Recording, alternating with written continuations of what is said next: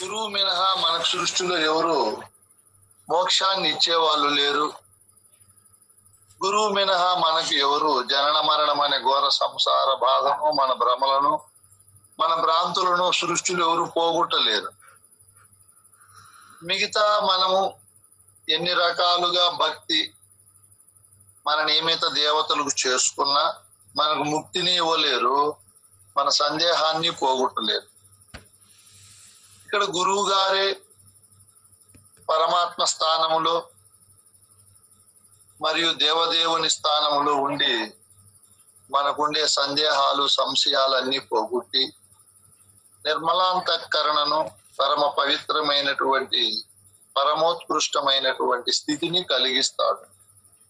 అందుకే గురువు గారికి మనము బాహ్య భక్తి, అనన్య భక్తి, ఏకాంత భక్తి చేయాలి. ప్రాపంచికంగా భాగవతంలో ఈ త్రివిధ భక్తుల గురించి చెబుతూ బాహ్య భక్తి 9 రకాలుగా ఉంటాదని, అందులో మొదటిది శ్రవణమని, ఆ శ్రవణ భక్తి చేత పరీక్షిత్ మహారాజు 7 రోజుల్లోనే మోక్ష సామ్రాజ్యాన్ని పొందినారని కథ చెప్తాది. అలాగే స్మరణ భక్తి చేత నారదుడు, పాదసేవ చేత లక్ష్మీదేవి, వందనము చేత అక్రూరుడు, మరియు సఖ్యము చేత అంటే స్నేహితము చేత అర్జునుడు, దాస్యము చేత ఆంజనేయ స్వామి, అర్చనము చేత పృథు చక్రవర్తి, కీర్తనము చేత తుంబురులు, ఆత్మ నివేదన చేత బలి చక్రవర్తి తరించారని పెద్దలైన మహనీయులు భాగవతాది గ్రంథాల్లో మనకు సెలవిచ్చారు. ఆ తరువాత అనన్య భక్తి, ఇంకా భక్త రామదాసు ఇటువంటి వారు అనన్య భక్తి చేశారు. మొత్తము నా గురుదేవుడే సృష్టి అంతా కూడా ఓతప్రోతంగా వ్యాపించి ఉన్నాడు, అన్యము రెండవ పదార్థము లేదు అని.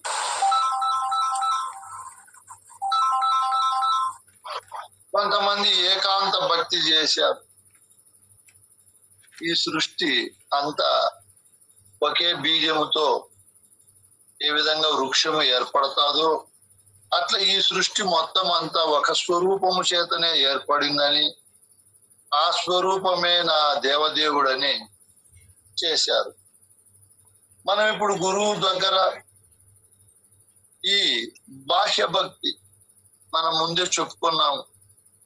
గురువు వాక్యాలే శ్రవణం చేయాలని, గురువుని స్మరించాలని, గురుపాద సేవే చేయాలని, గురువుకే వందనం చేయాలని, గురువుతోనే స్నేహితంగా అంటే సఖ్యముగా ఉండాలని, గురువు దగ్గరే మనము దాస్యము గురువుకే చేయాలని, అర్చనము, కీర్తనము, ఆత్మ నివేదన ఇవన్నీ కూడా గురువు గారికి చేసినప్పుడు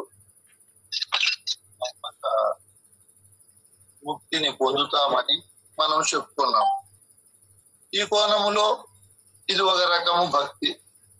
రెండవ భక్తి మనం చెప్పుకున్నాము, గురువుకు తనుమనధనములు ధారపోసి ఏ విధంగా చేయాలి అని. తనువు ధారపోసే క్రమంలో పంచ పూజలు ఎలా చేయాలి, పంచపూజల ద్వారా సర్వాన్ని గురువుకి ఎలా సమర్పించాలని చెప్పుకున్నాం. అలాగే గురువుకు వస్తువుల ద్వారా సాకార గురువు, మనకు బోధ చెప్పిన గురువు ఉండినప్పుడు ప్రత్యక్షంగా గురువుకు ఆవాహనము ఎలా చేయాలి, అంతకు ముందు ధ్యానము ఎలా చేయాలి, ఆవాహనము, తరువాత సింహాసనం పైన కూర్చోబెట్టి పాదాలు, చేతులు, ముఖము ఎలా కడగాలి, పంచామృత స్నానము, శుద్ధోదక స్నానము చేసి వస్త్రము, యజ్ఞోపవీతము, అలంకరణార్థము ఇవన్నీ ఇస్తూ, ఆ తరువాత భూషణాది వస్తువులన్నీ సమర్పించి సువర్ణ కిరీటాది వస్తువులు, అక్షంతలు మరియు పుష్పాల చేత గురువుకు అంగ పూజ, పత్ర పూజ, అష్టాష్టోత్తర శతనామావళి, ఆ తరువాత ధూప, దీప, మహా నైవేద్యము, మధ్య మధ్య పానీయాలు సమర్పించడము, ఆ తరువాత ఫలము, తాంబూలము, సువర్ణ దక్షిణ, తాంబూలము, మంత్రపుష్పము మొదలైనవన్నీ ఎలా చేయాలో మనకు గురువు గారు అన్ని తెలియజేశారు. ఇవన్నీ అయిన తరువాత మనము గురువు మనము ఎడబాటుతో ఉన్నప్పుడు, అంటే ఆయన ఒక చోట మనం ఒక చోట దగ్గరగా లేనప్పుడు జ్ఞాన పద్ధతిలో ఎలా చేయాలో నిన్న చెప్పుకున్నాం. గురువు గారిని మనం కొన్ని క్రియల చేత చేస్తాము, అది భావరీత్యా ఎలా చేయాలి, గురువుకు ఆవాహనము ఏమి చేయాలి, ఆ తరువాత గురువుకు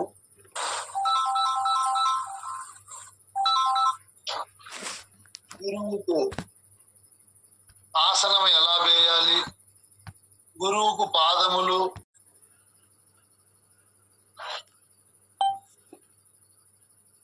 ఆయన వస్త్రం ఎలా సమర్పించాలి, సమర్పించడం ఎలా సమర్పించాలి, ఆయన అన్నిటికీ ఏ వస్తువు అయితే వాసనలను కలిగిస్తాదో,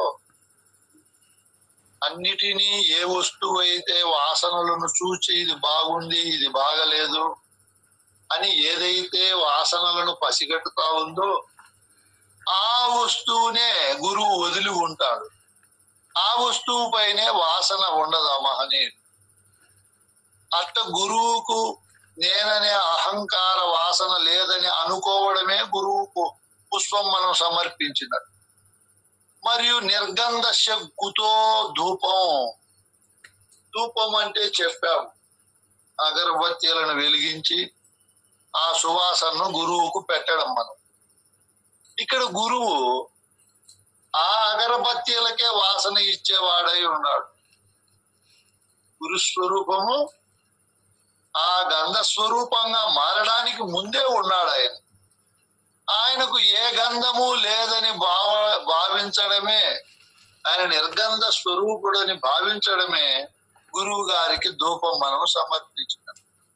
అలాగే స్వప్రకాశస్య దీపకం, గురువు గారు సూర్యుడు నుంచి వెలుగు వస్తుంది, చంద్రుడి నుంచి వెలుగు వస్తుంది, కొన్ని మానవుడు కనుక్కున్నటువంటి విద్యుత్ నుంచి వెలుగు వస్తుంది.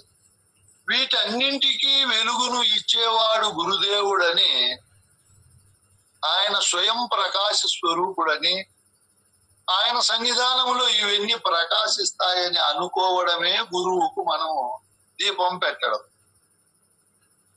ఈ విషయాల్లో అన్నిటికీ మూలము గురువేనని అనుకోవడం. అలాగే నిత్య తృప్తస్య నైవేద్యం, ఎప్పుడూ తృప్తిగా ఉంటాడు గురువు. ఏ సమయానికి అది వస్తే నా ప్రాప్తములో ఉందని ప్రాప్తానుసారంగా జీవిస్తూ గురువు ప్రాప్త భావనలో ఉంటాడు. ఈ విధంగా గురుతత్వాన్ని ఎరిగి ఆయన నిత్య తృప్తుడని అనుకోవడమే మహా నైవేద్యాన్ని గురువుకు సమర్పించడం. సాకారములైతే గురువుకు ఎక్కడో ప్రయాణాలు చేసి సమయానుకూలంగా భోజనాలు ఉండవు కాబట్టి మనం సాకారములో ఉండే గురువుకు నైవేద్యం పెట్టి తృప్తి పడతాము. ఇక్కడ సమస్త నైవేద్యాలకు మూల కారణం గురుదేవుడని, ఆయన మహా సంతృప్తి పరుడని అనుకోవడమే గురువుకు నైవేద్యం పెట్టడం. నిష్కామస్య ఫలం కుతః, గురువు గారికి ఏ విధమైన వాంఛలు ఉండవు, దేనిపైన కోరికలు ఉండవు. కోరికారహితమైన స్థితిలో ఉండాలని గురువును అనుకోవడమే గురువుకు మనం ఫలం సమర్పించడం. ఆయనకు ఏ దానిపైన భ్రాంతి ఉండదు గురువుకు. వాస్తవంగా బోధ స్థితిని పొందిన గురువుకు ఏ దానిపైన కోరిక ఉండదు, ఏ దానిపైన స్వారీ చేయడు. ఆయన నేను గురువునని, నాకు ఆశ్రమం ఉండాలని, నేను పేలాన సంస్థకు గొప్పగా ఉండాలని, ఇట్లా వాటితో పాటు ఏది ఉండదు. ఏ కామము కోరిక లేకుండా గురువు శుద్ధ చైతన్య స్వరూపుడని అనుకోవడమే గురువుకు ఫలం సమర్పించడం. ఇంకా గురువుకు తిన్నటువంటి ఆహారము జీర్ణమయ్యేకి తాంబూలం ఇస్తాం మనం. ఆకు, అందులో ఒక్క సున్నము పెట్టి తింటే ఆ తాంబూలం దాంట్లో నెయ్యి లేదా చక్కెర ఏది ఉంటే అది వేసుకొని తింటే మనం ఎన్ని కఠినమైన పదార్థాలు తిన్నా ఈ రసం వాటిని జీర్ణం చేసేస్తుంది. తట్టు కూడా వేసుకోకూడదు మళ్ళీ దాంట్లో, అది మత్తునిచ్చి ఆరోగ్యాన్ని చెడగొడుతుంది. కేవలం ఆకు, ఒక్క, సున్నము, తేనె, చక్కెర ఇవి మాత్రమే వేసుకోవాలి. కొబ్బరి కూడా వేసుకుంటే ఇంకా మంచిది. ఈ ఓతప్రోతంగా ఈ రసము పోయి జీర్ణాశయాన్ని శుద్ధి చేసి జీర్ణక్రియలను మెరుగుపరుస్తారు. అందుకు తాంబూలం వేసుకుంటారు. ఈ తాంబూలానికి విభుడు నా గురువు. ఈ తాంబూలానికంటే ముందు ఉండే దేవుడు నా దేవుడు అని అనుకోవడమే గురువుకు తాంబూలం సమర్పించడం. నిత్యానందస్య దక్షిణ. గురువు ఎప్పుడు ఆనందంగా ఉంటాడు. ఆయనకు వాస్తవంగా మామూలుగా గురువుకు దక్షిణతో పని ఉండదు. ఆయన శుద్ధ చైతన్య మహాస్వరూపుడై ఉంటాడు. ఆయనకు దక్షిణతో ఏం పని ఉంటుంది? అయితే ఇక్కడ మనకు బోధ చెప్పే గురువు గారు అనేక రకాలుగా ప్రయాణాలు చేసి ఆయనకి ధనముతో అవసరం ఉంటుంది. మనకు బోధ చెప్పే గురువు ఇంకా ఆయనకు బస్సుల్లో తిరగడము, సమయానుకూలంగా భోజనం చేయడము, బట్టలు కావాలి, ఇవన్నీ మనం ఆ గురువుకు అవసరాలు ఉంటాయి. కాబట్టి గురువు గారికి మనం ఇవన్నీ కూడా ఇవ్వాల్సిందే. ఎందుకంటే ఆయన ఎప్పుడు తిరుగుతూ అనేక రకాలుగా సాంసారిక వ్యావహారిక ఖర్చులతో కూడి ఉంటారు. ఇవన్నీ కూడా మనము గురువుకు సమర్పించేటప్పుడు ఓహో మా గురువు నిత్యానందుడని, ఆనందమే ఆయన నిజస్వరూపమని అట్లా అనుకోవడమే గురువుకు దక్షిణ ఇవ్వడమని ఇందులో అర్థం. మన మామూలుగా బోధ చెప్పే గురువుకు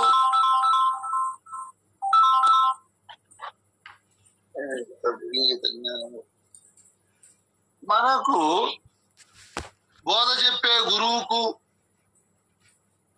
ఈ వ్యవహారాలన్నీ కుటుంబంగా అనేక రకాలుగా ఉంటారు. కాబట్టి గురువు అడగడు, అట్లని మనం ఇవ్వకుండా ఉండకూడదని ఆయన చెప్తాడు. అయితే జ్ఞాన పద్ధతిలో గురువు గారు నిత్యానంద స్వరూపుడని అనుకోవడమే ఆయనకు మనం దక్షిణ ఇవ్వడం. స్వయం ప్రకాశ మానస్య కుతో నీరాజనాదికం ప్రదక్షిణ మనంతస్య అద్వితీయస్య కాస్తుతి. ఇక్కడ ఏం చెప్తున్నాడు? సృష్టిలో ఏది స్వయంగా ప్రకాశించలేదు. ఎవరు ప్రకాశిస్తారు? గురువు గారే ప్రకాశిస్తారు స్వయంగా.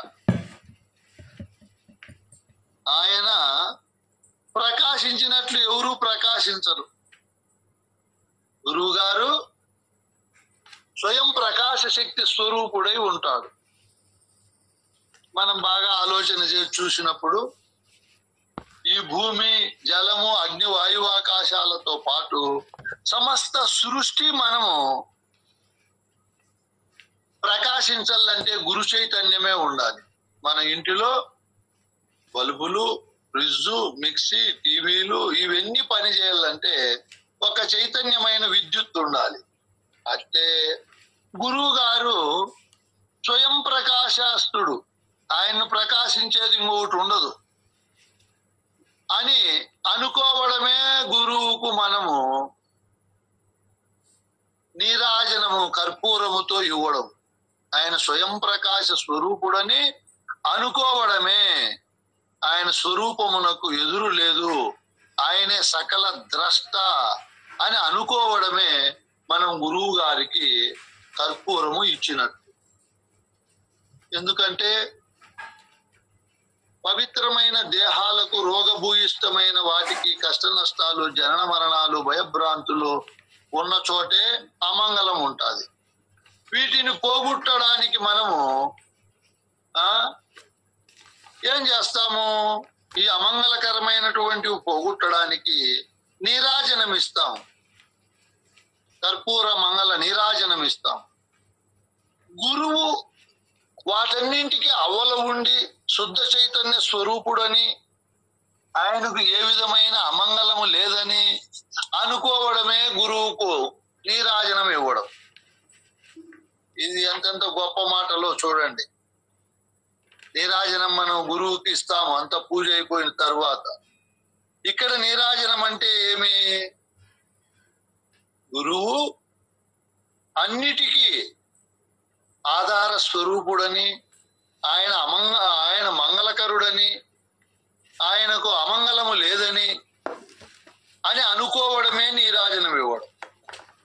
అలాగే గురువు అనంత స్వరూపుడు. ఎంత స్వరూపము గురు స్వరూపము అంటే చెప్పడానికి, వర్ణించడానికి అలవి కాదు. ఈ సృష్టి చాలా అనంతము. ఎన్ని నక్షత్రాలు ఉన్నాయో, ఎంత ఉందో ఈ సృష్టి ఎవరు చెప్పలేరు. అట్లా అనంత స్వరూపుడు గురువు అని అనుకోవడమే గురువుకు ప్రదక్షిణ చేయడం. మనకు బోధ చెప్పే గురువు 5 అడుగులు 6 అడుగులు ఉంటాడు, చుట్టుకొలత 4 అడుగులు ఉంటుంది. ఆయనకు మనం ప్రదక్షిణ చేయొచ్చు మామూలుగా. భావములో గురువు అనంతుడని, ఆయనకు అంతము లేదని అనుకోవడమే ఆయన్ను మనం ప్రదక్షిణ చేయడం. అద్వితీయస్య కాస్తుతి, గురువును ఏ విధంగా స్తుతించడము? గురువు అద్వితీయుడు అంటే ద్వితీయము లేకుండా ఒక్కటిగా ఉండే స్వరూపమే గురు స్వరూపం. ఎందుకంటే ఒక మహావృక్షము వృక్షాకృతిని దాల్చక పూర్వము ఒక ఏక బీజ స్వరూపమై ఉంటుంది. దాన్ని మట్టిలో పెట్టినప్పుడు, దానికి నీరు పోసినప్పుడు తన రూపాన్ని నశింపజేసుకొని అది ఆ బీజము చిన్న మొలకగా మారి ఆ తరువాత పూర్వ దశలను పొంది మహావృక్షంగా మారుతారు. ఆ బీజమే అంత పెద్ద వృక్షంగా అనేక వేల ఆకులుగా, పువ్వులుగా, కాయలుగా, కొమ్మలుగా మారి అక్కడ నశించి అంతరించినటువంటి ఆ బీజము మళ్ళా ఎక్కడో కనపడుతుంది మనం. అట్లే ఈ సృష్టి అనేక నామరూపాదులతో ఉండే ఈ సృష్టికి మూలము ఒక శుద్ధ చైతన్యమైన పరమాత్మ ఉంది. ఆ పరమాత్మ స్వరూపమే నా గురుదేవుడు అని అనుకోవడమే ఆయన్ను మనం స్తుతించినట్టు. ఇంకా ఏం చెప్తున్నాడు ఆయన? అంతర్బహిష్య పూర్ణస్య కథముద్వాసనం భవేత్. ఇంకా గురువు పూజ అంతా అయిపోయి గురువుకి ఇంకా మనతో గురువుకు పని అయిన తరువాత గురువు ఇంకా నేను పోవాలని అంటాడు. అప్పుడు మనం గురువుకు నీరాజనం చెప్తాం, వెళ్ళి క్షేమంగా పొంది స్వామి అని. అయితే ఇక్కడ గురువుకు నీరాజనం ఇవ్వడం అంటే ఏమి? ఆయన అంతర్బహిష్య పూర్ణస్య, అంతర్ అంటే లోపల ఉన్నాడు, బహిర్చ అంటే బయట ఉన్నాడు. ఆయన లేని చోటు లేదని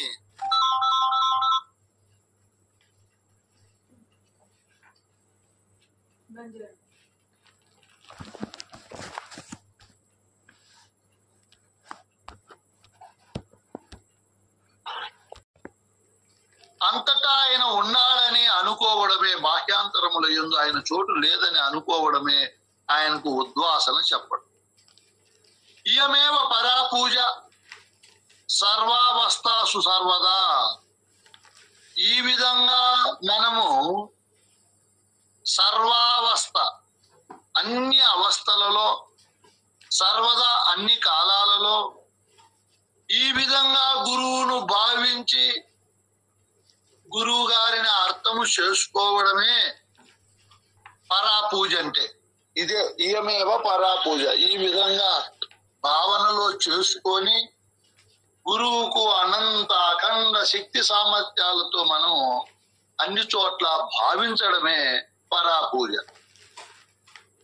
ఈ పరాపూజ ఎవరైతే ప్రేమ బుద్ధ్యాసు సర్వేషో మనోదేవో నివేశయేత్, ప్రేమ కలిగిన బుద్ధితో ఎవరైతే చేస్తారో గురువు గారికి ఈ పరాపూజ అనేది, ఎవరైతే ఈ విధమైనటువంటి భావజాలముతో ప్రేమతో త్రికరణ శుద్ధితో బాగా అర్థము చేసుకొని నివేదిస్తే వారికి ఏం ప్రయోజనం కలుగుతుంది అన్నప్పుడు క్రింద చెప్తాడు. ఈ విధంగా గురువుకు మనము ప్రేమతో అద్భుతమైన త్రికరణ శుద్ధితో మనస్సుతో నివేదిస్తే ఏషాం అజ్ఞాన జీవానం, అజ్ఞాన జీవనం అనేది తొలగిపోతాది.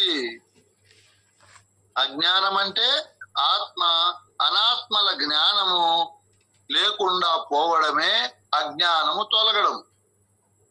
ఇక్కడ ఈ పరాపూజ ఎవరైతే చేస్తారో వాళ్ళ జీవితంలో అజ్ఞానం అనేది ఉండదు. సమస్తారిష్ట శాంతయే, అన్ని అరిష్టాల నుంచి శాంతిని పొందుతారు. యజ్ఞభోజ్యవ్యం అఖిలం తద్భక్త బ్రవీమ్యహం, ఎవరైతే ఈ విధమైనటువంటి గురువు గారికి భౌతికంగా పూజ చేసినప్పుడు వస్తువులు చేసి సమర్పిస్తాము. ఇప్పుడు గురువు గారికి నిజమైనటువంటి జ్ఞాన పద్ధతిలో పూజ చేస్తే వారికి ఆ తద్భక్త్యా బ్రవీమ్యహం, ఆ భక్తికి కావలసిన ఫలితము బ్రవీమ్యహం పొందపడుతుంది. ఖచ్చితంగా ఆ ఫలితము యజ్ఞబోద్ధవ్య అఖిలం, అఖిలము అన్ని కాలాలు అన్ని చోట్ల అంతటా ఈ విధమైన భావనతో యజ్ఞబోద్ధవ్య, ఈ బోధను ఎవరైతే పొంది చేస్తారో వారికి ఆ భక్తి ఫలిస్తుంది, ఖచ్చితంగా ఫలింపబడుతుంది. ఎందుకంటే గురు స్వరూపం మనం అంతటా ఉన్నదని తెలుసుకున్న తరువాత ఆయన లేని చోటు లేదు, అన్ని జీవరాశుల్లో ఆ చైతన్యమే ఉందని అనుకోవడము మొదట ధ్యానం. అంతటా అన్ని ఆవరణాలలో శుద్ధ చైతన్య స్వరూపమై గురుస్వరూపం ఉంది చెప్పారు గురుగీతల్లో. అచింత్య అవ్యక్త, చింతించడానికి వీలు లేకుండా, వ్యక్తము కాకుండా, ఏ విధమైన గుణము లేకుండా, సమస్తానికి ఆధారంగా ఏ వస్తువు అయితే ఉందో ఆ వస్తువే నా గురు స్వరూపం అని అనుకోవడమే ధ్యానం. చూడు, ఇంకా అంతటా ఉండే ఆ వస్తువును మనం ఎలా ఆవాహనము పిలుస్తాము, దగ్గరికి పిలవలేము. సంపూర్ణంగా ఆ స్వరూపం ఉందని అనుకోవడమే ఆవాహనం. గురువు గారు ఒక చోట ఉంటే ఒక చోట లేకుంటే మనం పిలుస్తాం రండి స్వామి అని. అంతటా నిండి నిబిడీకృతంగా ఉన్నప్పుడు ఎలా పిలుస్తాం మనము? పిలవలేము. ఓ గురుదేవా, ఓ దేవదేవా, పరంధామ, పరమాత్మ, సర్వేశ, విశ్వేశ, నీవు అంతటా నిండి నిబిడీకృతంగా ఉండావని తెలుసుకున్నప్పుడు గురువుకు ఇంకా జ్ఞాన పద్ధతిలో ఆవాహనము చేసినట్లు. ఇంక అంతటా ఉన్నాడు, ఆయనే అన్నిటికీ ఆధారమై ఉన్నాడు. ఒక రూపములోనో ఒక పరిమితంగానో ఉండే వస్తువులకన్నిటికీ రూపము లేకుండా, పరిమితము కాకుండా అపరిమితంగా గురువే వాటికి సింహాసనంగా ఉన్నాడు. చూడు ఎంత గొప్ప భావము! ఈ భూమికి, అగ్నికి, జలానికి, వాయువుకు, ఆకాశానికి, నక్షత్రాలకు అన్నిటికీ ఆయనే సింహాసనంగా ఉన్నాడని అనుకోవడమే ఆయనకు సింహాసనం సమర్పించినట్టు. ఇంక మనము ప్రత్యేక సింహాసనం ఎలా వేస్తాము? వేయలేము. ఆయన జగత్తుకంతా ఆధారంగా ఉన్నాడు, ఆయనకు మరొక ఆధారము లేనే లేదని అనుకోవడమే సింహాసనం వేయడం. అదే విధంగా గురువు అంతటా ఉన్నప్పుడు ఆయనకి చిన్న చిన్న పాదములు, చేతులు, ముఖం ఎలా ఉంటది మనం కడిగేకి? ఏదో 6 అడుగులో 100 అడుగులో విగ్రహాలకైతే గుడి కట్టచ్చు, శుభ్రం చేయొచ్చు. చెప్పలేనంత విశాలంగా పూర్ణంగా గురువు ఉన్నప్పుడు, అదిగాక ఆయనకు మలినము లేదని తెలుసుకున్నప్పుడు మనం ఎలా కడిగేది? అదే మీకు బోధ చెప్పే గురువు అయితే ఒక రూపముతో ఉంటాడు. ఆయన తిరుగుతూ బస్సుల్లో, ట్రైన్లలో దుమ్ము, ధూళి, చెమటలతో శరీరం అంతా కూడా మలినమవుతుంది. అప్పుడు గురువుకు మనం కడగచ్చు, శుభ్రం చేయలేదు, తప్పదు. ఇక్కడ గురు చైతన్యమైన స్వరూపము అజడమైనటువంటిది, ఆత్మస్వరూపము, ఏ మలినము లేకుండా ఉండేదే గురు స్వరూపం అని అనుకోవడమే గురువు గారికి మనము ఆ వస్తువులన్నీ కడిగినట్టు.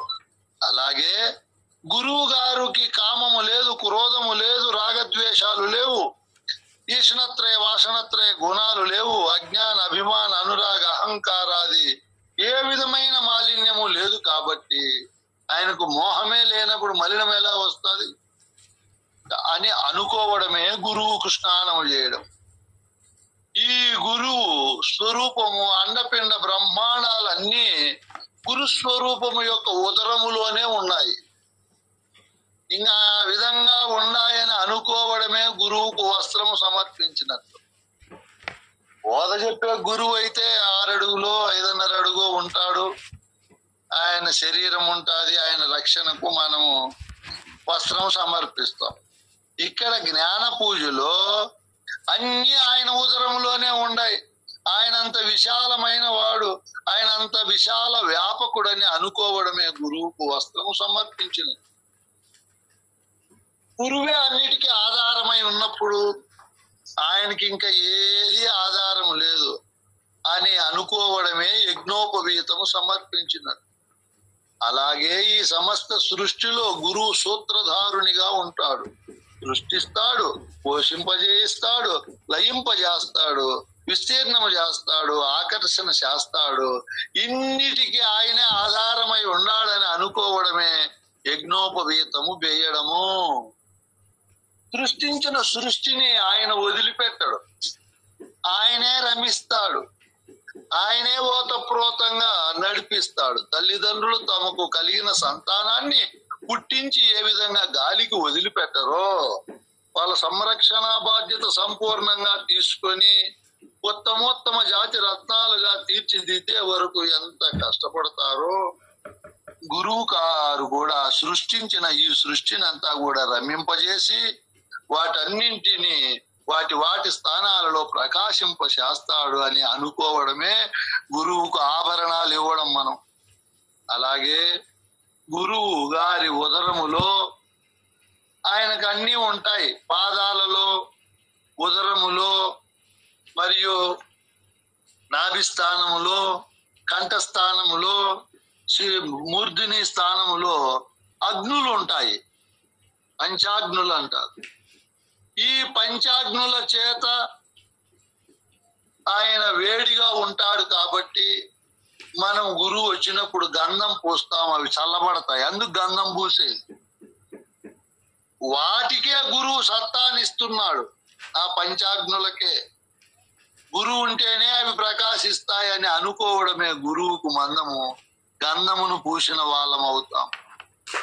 ఇట్లా అఖండంగా గురువును భావించాలి.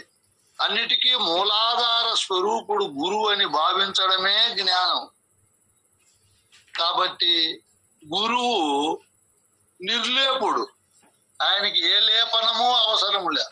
అన్ని లేపనాలకు ఆయన మూల కారణము. ఆయనకి ఇంకొక లేపనము లేదని అనుకోవడమే గురువుకు మనము గంధము పూసిన వాళ్ళము అవుతాం. అంటే ఈ సమస్త సృష్టిలో అన్ని పుష్పాలను ఆయనే పుష్పింపజేస్తున్నాడు. ఆయనే వాటికి సువాసనిస్తున్నాడు. ఆయనే ఆ పుష్పాలకు మూలాధార స్వరూపుడై ఉంటే మళ్ళీ ఆయన నేను పుష్పమేం సమర్పించేది? కాబట్టి గురువుకు వాసనలు లేవని, ఆయన మహా నిర్వాసన పరుడని అనుకోవడమే గురువుకు కడ్డీలు, అత్తరు, పన్నీరు లాంటివి మనం సమర్పించిన వాళ్ళం అవుతాం. ఈ జ్ఞాన పద్ధతిలో గురువు ఈ విధంగా నిర్గుణ నిరాకారంగా ఉంటాడని అనుకుంటున్నాం. అటువంటి స్వరూపానికి మనం ధూపం ఇవ్వనవసరములే. ధూపాలన్నీ ఆయన చేతనే ప్రకాశిస్తున్నాయని అనుకోవడం. ఇంకా సూర్యాది నక్షత్రాలు, చంద్రాది ఉపగ్రహాలు, ఇంకా సృష్టిలో ఏమేమి ఉన్నాయో అన్ని ప్రకాశించాలంటే గురువే కారణం. గురువు ప్రకాశించేకి ఇంకొక ప్రకాశ స్వరూపుడు లేడని అనుకోవడమే గురువుకు మనము దీపము పెట్టినట్లు అవుతాది జ్ఞాన పద్ధతులు. ఈ గురువే అన్ని జీవులకు ఆహారాన్ని ఇస్తున్నాడు. ఈ గురువే అన్ని జీవులను పోషిస్తున్నాడు. తల్లి గర్భంలో ఉండే పిల్లలను మొదలుకొని వృద్ధాప్యంలో ఉండే వృద్ధులు వరకు గురువే పోషిస్తూ ఉంటే ఆయనకు మనం మరొకసారి ఆహారం ఎలా సమర్పించేది? నైవేద్యము. కాబట్టి అన్ని ఆయనే అయి ఉన్నాడు అని అనుకోవడమే గురువుకు నైవేద్యము సమర్పించినట్టు. మనం ఇంకా గురువు గారికి ఫలం ఈ విధంగా సమర్పించాము. ఇంకా తాంబూలం ఇవ్వాలి గురువుకు. గురువు అఖండ స్వరూపుడని, గురువు సత్తా చేతనే సమస్తము ప్రకాశిస్తున్నాయని అనుకోవడమే గురువుకు తాంబూలం మనం ఇచ్చిన వాళ్ళం అవుతాం. గురువు దేహదారిగా ఉంటే దక్షిణతో అవసరం. పిల్లలు ఉంటారు, ఆయన అనేక కార్యకలాపాలు చేస్తూ ఉంటారు, ఎన్నో రకాలుగా వ్యవహరిస్తూ ఉంటారు. ఇంకా అటువంటి వారికి డబ్బుతో అవసరము. కానీ గురువు జ్ఞాన పద్ధతిలో అన్ని ఏవైతే ఉన్నాయో నైవేద్యాలు అన్ని ఆయన సత్తా చేతనే ప్రకాశిస్తున్నాయి అని గురువు గారిని అనుకోవడమే గురువుకు మహాప్రసాదము. నైవేద్యం మనం సమర్పించడం. నైవేద్యము తరువాత మనం గురువుకు తాంబూలం ఇస్తాము. ఆయనే అన్ని జీర్ణాలకు మూల కారణమై ఉన్నాడు, అన్ని తాంబూలాలకు. ఈ మనమిచ్చే వస్తు రూపములో ఉండే తాంబూలము ప్రకాశించాలన్నా, అందులో అనేక రకాల రసాలు ఉత్పత్తి కావాలన్నా గురువే కారణమని అనుకోవడమే గురువుకు మనం తాంబూలము ఇచ్చిన వాళ్ళం అవుతాం. ఇంకా గురువుకు అరిష్టాలు లేవు. శుభకరుడు ఆయన, శాసనకరుడు, మరియు మహా పవిత్రమైన గుణాలు కలిగిన వాడు.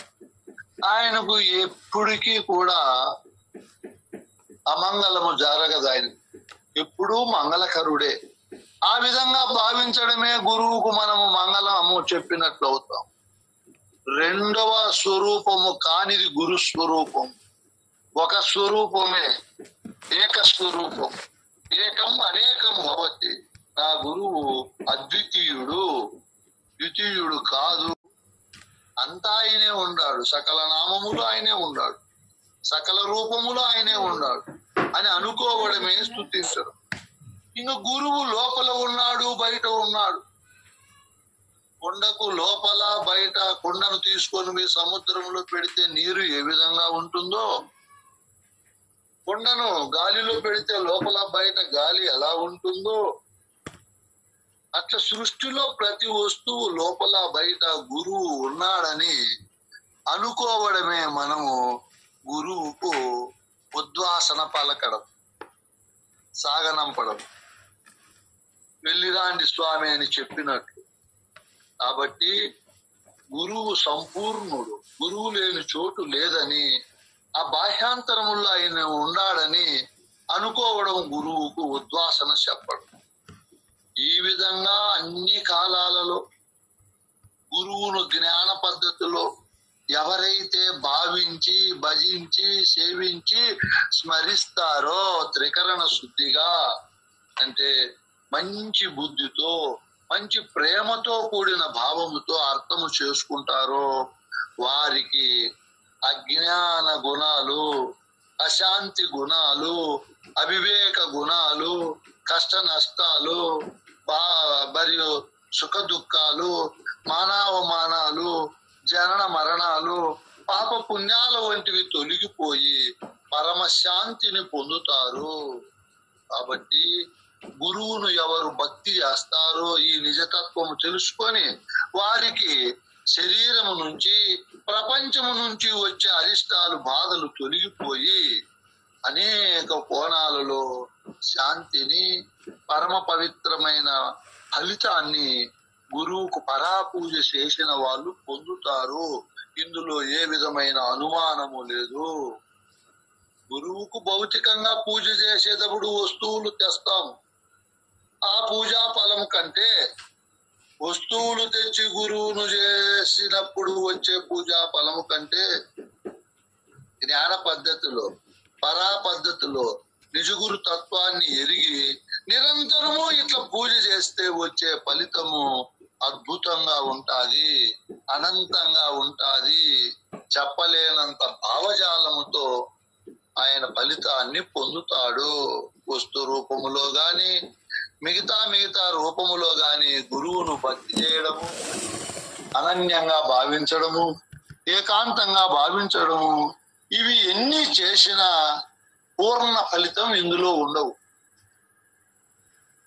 మిగతా పద్ధతుల్లో మిగతా దేవతలకు మిగతా మనం నియమించినటువంటి మహానుభావులకు గురువు గారికి ఈ పద్ధతిలో జ్ఞాన పద్ధతిలో ఎవరు పూజ చేస్తారో వాళ్ళు ప్రత్యక్షంగా పూర్ణ ఫలాన్ని పొందుతారు.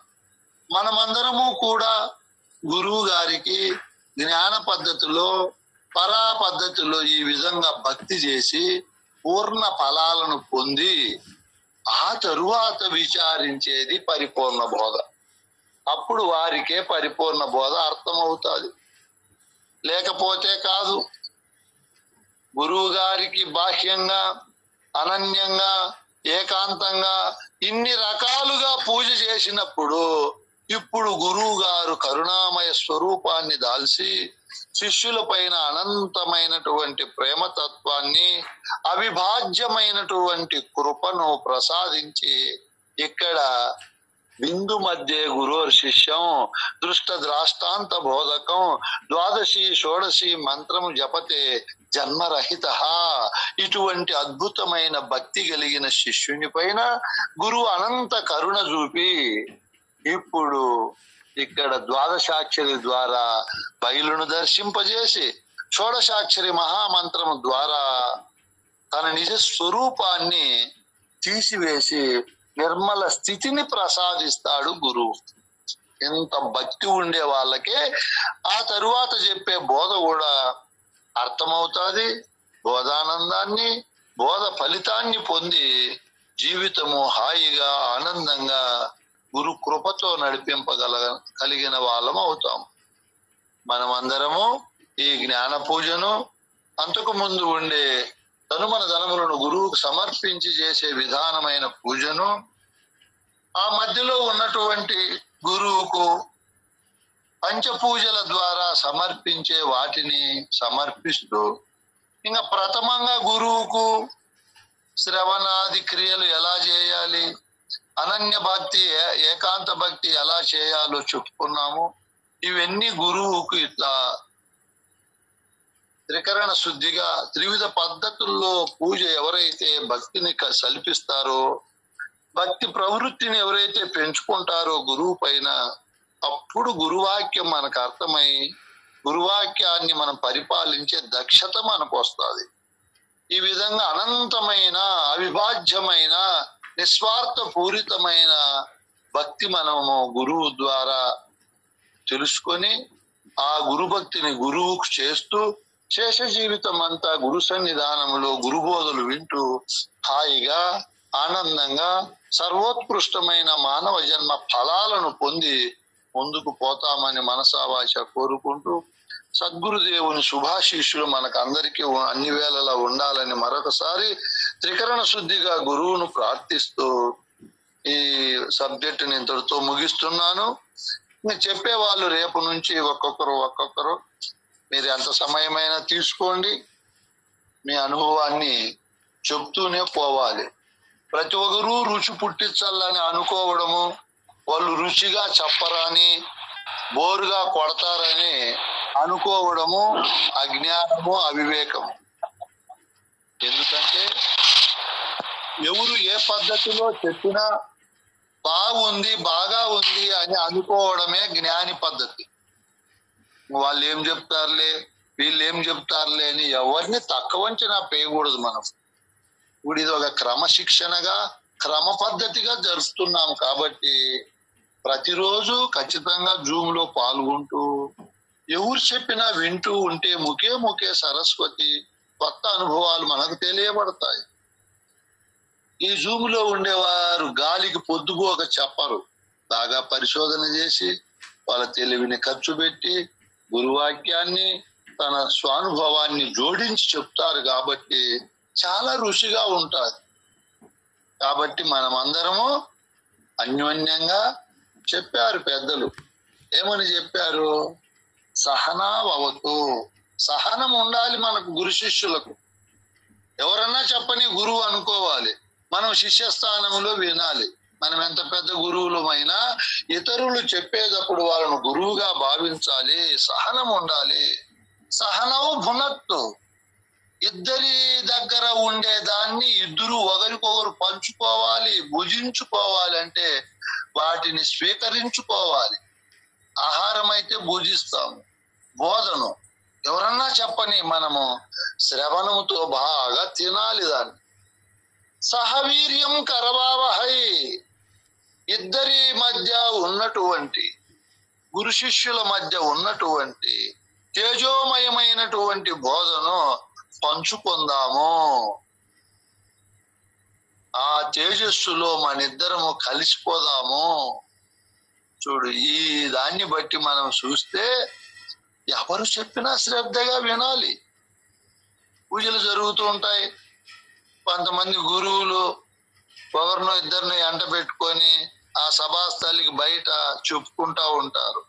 అది గురుధర్మం నాయన. సభ జరిగేటప్పుడు నీకు పని ఉంటే వెళ్ళిపో, పని లేకపోతే ఎంత పెద్ద గురువైనా ఎదురుగా కూర్చొని వినాలి. ఆ గురుస్థానంలో కుర్చీలో నుంచి లేచిపోకూడదు, అక్కడే ఉండాలి. నేను బాగా గమనిస్తున్నాను, మన క్రమశిక్షణ పాటించాలి. సభ అయిపోయే వరకు లేయకూడదు, పక్కన సంఘం పెట్టకూడదు నాయన. ఎవరైనా చెప్పే స్థానంలో ఉన్నప్పుడు నా గురువే చెప్తున్నాడనే అతి అద్భుతమైన ప్రేమ జాలముతో వాళ్ళు చెప్పేది వినాలి. నువ్వు చెప్పేటప్పుడు వాళ్ళు వినాలి. ఇట్లా ఒకరి మధ్య ఒకరికి ద్వేషము, ఈర్ష్య లేకుండా అందరము మనం పెంచుకొని పోవాలని కూడా నేను చెప్తున్నాను. మనం ఎక్కడ సభలు జరిగినా క్రమశిక్షణ పాటిస్తాము. ఒకరినొకరు విమర్శించుకోకుండా భోజనాల సమయంలో కానీ మిగతా సమయాల్లో కానీ అన్యోన్యంగా ఆదర్శంగా ఉండాలి. ఈ విధంగా ఇది ఒక జూమ్ పెద్ద సభ. ఇది మహా విజ్ఞానులు ఉండే సభ. ఈ సభలో అజ్ఞానులు ఎవరూ లేరు, అంతా విజ్ఞాన స్వరూపులు ఉండాలి. అంతా గురుసేవ చేసిన మహనీయులు. అందరూ గురుభక్తే గొప్పది, గురువాక్యమే నిజమైనది, బలమైనది, దృఢమైనది, యథార్థమైనదని నమ్మిన మహనీయులు ఉండాలి ఈ గ్రూప్ లో. కాబట్టి ఎవరు చెప్పినా మనం తక్కువ అంచనా వేయకుండా శ్రద్ధగా వాళ్ళు చెప్పేది విన్నప్పుడు గురువాక్యానికి మనం న్యాయం చేసిన వాళ్ళం అవుతాం. ఇప్పుడు నేను మీకు విన్నవించుకుంటున్నాను, జూమ్ లో ఎవరు చెప్పినా మనం శ్రద్ధగా విందాము. మీరు నాకు ఇచ్చే గురుదక్షిణ అదే. ఎవరిని విమర్శించకూడదు. విమర్శిస్తే నన్ను విమర్శించినట్లే అవుతుంది. మీరే బాగా ఆలోచన చేయండి. తొందరపడి మాట్లాడకూడదు, ఎవరిని బాధ పెట్టకూడదు. సాధ్యమైనంత వరకు ప్రతి ఒక్కరిని మనం ఆనంద పెట్టాలి, ప్రోత్సహించాలి. అందరూ జయరామ స్వామి కట్లే డబ్బు సంపాదించిన వాళ్ళు ఉంటారా నాయన లోకములో? అందరూ అట్లే ఉంటే మళ్ళీ వడ్డీకి ఎవరు తీసుకుంటారు? ఒకరు డబ్బు బాగా సంపాదించిన వాళ్ళు ఉండాలి, ఒకరు బాగా ఖర్చు పెట్టే వాళ్ళు ఉండాలి, ఒకరు అప్పులు చేసే వాళ్ళు ఉండాలి, ఒకరు సమత్వంగా ఉండే వాళ్ళు ఉండాలి. సృష్టి ఇన్ని వైషమ్యాలతో ఉంటేనే ముందుకు పోతాది. మీరే బాగా ఆలోచన చేయండి. ఒకే విధంగా ఉంటే సృష్టి మనుగడ ఉండదు. బాగా ఆశ ఉండే వాళ్ళు ఉండాలి, ఆశ లేని వాళ్ళు ఉండేవాళ్ళు ఉండాలి. బాగా తినే వాళ్ళు ఉండాలి, తినకుండా ఉండే వాళ్ళు ఉండాలి. అన్ని రకాలుగా ఉంటేనే దృష్టి ముందుకు పోతాది. కాబట్టి మన భావము సరిచేసుకోవాలి. అందరూ మహనీయులే, అందరూ బాగా చెప్పేవాళ్ళే, అంతా ఉత్తమోత్తములే అని మనం అందరినీ గొప్పగా భావించి గొప్పగా సేవిస్తే మనకు బాగా సంతోషం ఉంటుంది, దుఃఖం ఉండదు. కాబట్టి రేపు నుంచి జూమ్ లో ఎవరెవరు ఏమేమి చెప్తారో నేను బాగా పెద్ద చెవులు పెట్టుకొని నాకు మీరు చెప్తా ఉంటే ఎంత ఆనందం అంటే అంత ఆనందం. ప్రపంచం మర్చిపోతా, నన్ను నేనే మర్చిపోతా, ఎవరు చెప్పినా కూడా. ఎందుకు? నా గురువు చెప్తున్నాడు అక్కడ. నా భాగ్యం ఎంత బాగుంది, నా పైన కరుణ చూపి నా గురువు ఇంత బోధ నాకు చెప్పి ప్రపంచాన్ని మైమరిపించి వ్యక్తిగతంగా ఉండే బాధలు కష్టాలు మైమరిపిస్తున్నాడే. ఆ సాక్షాత్ నా గురు పరమాత్మ స్వరూపుడేనని నేను చెప్పే వాళ్ళను భావిస్తా. సత్యంగా సభల్లో కూడా ఎవరు చెప్పినా మనసు పెట్టి ఆనందంగా నా ముఖం చూడని కావాలని అంత తేజోమయంగా వింటా. నా గురువే అక్కడ చెప్తున్నాడు. నేను ఎంత అదృష్టవంతుని, భాగ్యశాలిని. ఎవరిని విమర్శించకూడదు నాయన, తక్కువ అంచనా వేయకూడదు. ఒకరికి ఏళ్ళు ఎత్తి చూపితే మన వైపు 4 ఏళ్ళు చూపుతాయి, లేదా 3 ఏళ్ళన్నా చూపుతాయి మన వైపు. మనవి తప్పులు ఉంటాయి. ఎందుకు తొందరపడి విమర్శించేది? విమర్శించకూడదు. ఇంకా ఉత్తమ జాతి మనుషులు ఎవరైనా పొరపాటు చెప్తే దాన్ని మంచి భావనతో సర్దిద్దుతారు.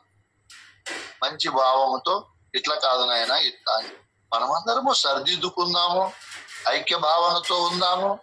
నేను ఏమాత్రం నాకు తెలిసినవి నా శిష్యులకే చెప్పాలని నేను దాచుకోలేదు కదా, అందరికీ చెప్తున్నాము. మీరు మీ ఏరియాల్లో బాగా చెప్పండి, తెలుసుకొని మన పరిపూర్ణ బోధ వ్యాప్తి కావాలి అని సుసంకల్పంతోనే మనం చేస్తున్నాం. ఒకరు చెప్పలేని వాళ్ళు ఉంటారు, ప్రోత్సహించాలి. బాగా చెప్పావు నాయన, రూపాయలు 70 పైసలు చెప్పావు, ఇంకా 30 పైసలు చెప్పు, నీకు వస్తుంది ఆ దారని ప్రోత్సహిస్తే చాలా బాగుంటుంది. ప్రతి ఒక్కరిని మనం ప్రోత్సహిస్తాము. మీరేమీ బాధపడని అవసరం లేదు. ప్రతి ఒక్కరికి గురుకృప ఖచ్చితంగా కలుగుతుంది. కష్టపడితే ఫలితం ఎక్కడా పోదు. చేసిన కష్ట ఫలితము పుణ్యము తప్పించుకోవాలి. మన వెంటనే జంటనే ఉంటాయి నాయన, ఉండకండి ఎక్కడ పోతాయి. ఈ విధంగా చేసుకోవాలని కోరుకుంటూ, రేపు చెప్పే వాళ్ళు ఈ రోజే పేర్లు చెప్తారా నాయన?